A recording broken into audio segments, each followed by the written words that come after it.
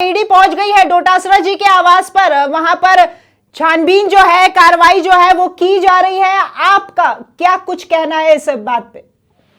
देखिए, राजस्थान के लाखों युवाओं के भविष्य के साथ खिलवाड़ हुआ है।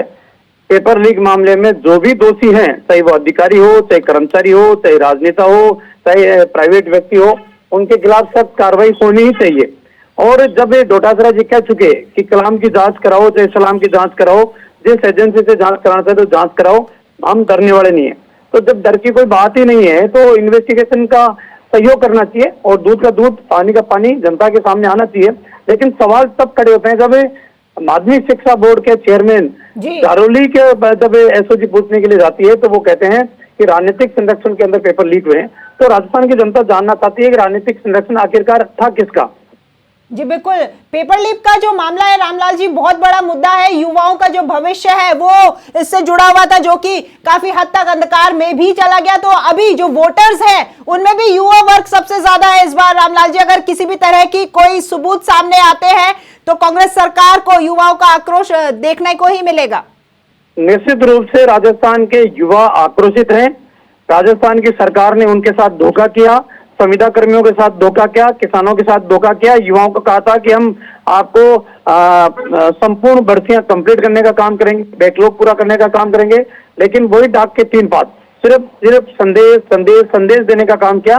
धरातल के ऊपर ऐसा कोई काम नहीं किया जिससे वो संतुष्ट हो सके।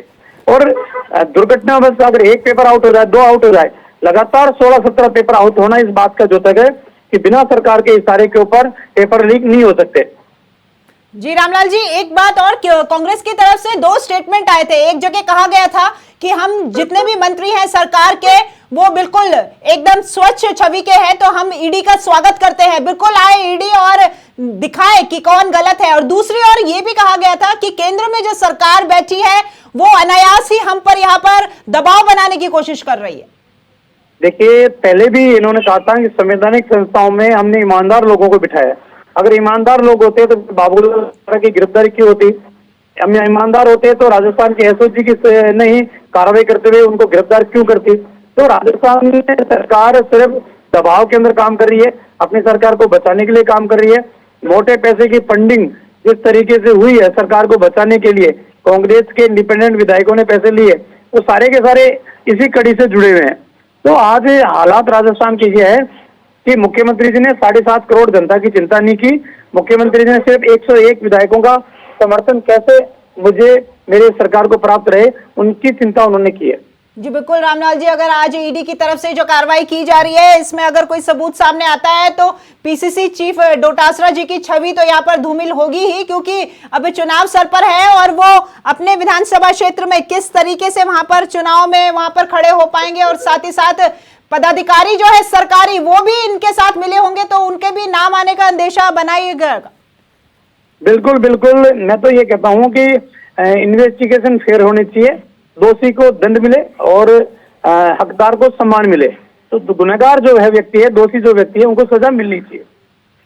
रामलाल जी, कांग्रेस की तरफ से हमेशा ये भी आरोप रहता है कि जब चुनाव सर पर होते हैं तभी ईडी कार्रवाई क्यों करती है, पहले समय में कहां ईडी चली जाती है? ये सिर्फ हम पर पूरी तरीके से दबाव बनाने की ही प्रक्रिया है भाजपा की तरफ से। देखिए, ईडी अगर तत्काल उस समय कार्रवाई करती तो ये कहते हैं कि साहब बिना जांच के ही कार्रवाई कर रहे हैं। डॉक्टर किरोड़ीलाल मीणा ने जो साक्ष्य पेश किए थे ईडी के सामने, उन सब की इन्वेस्टिगेशन करने के बाद ईडी ने पाया कि हाँ, बड़ा लेन देन का मामला हुआ है। साक्ष्य जुटाने के बाद भी ईडी कार्रवाई कर रही है, सबूतों के आधार के ऊपर कर रही है। तो निश्चित रूप से राजस्थान के युवाओं के साथ न्याय होगा। जी बिल्कुल, किरोड़ीलाल जी ने जो भी यहाँ पर हमको लीक्स दिए थे सबको, पुलिस को, वहां पर इतना सोना और इतनी नकदी निकली है गणपति प्लाजा से, तो वो काफी हद तक सही थे। और उस वक्त कांग्रेस की सरकार कह रही थी कि लॉकर्स में क्या है, कुछ भी नहीं मिलेगा, और काफी कुछ निकलकर सामने आया। रामलाल जी जी जी जी जी, ये तो अपने आप को बेदाग साबित करने की हमेशा कोशिश करते हैं, लेकिन इनके दामन दागदार है। और निश्चित रूप से आने वाले समय के अंदर पूरे राजस्थान इनके चाल, चरित्र और चेहरे को देखने का काम करेगी। जी बिल्कुल, धन्यवाद रामलाल जी आपका हमारे साथ जुड़ने के लिए। तो ईडी की ताबड़तोड़ एक्शन जारी है।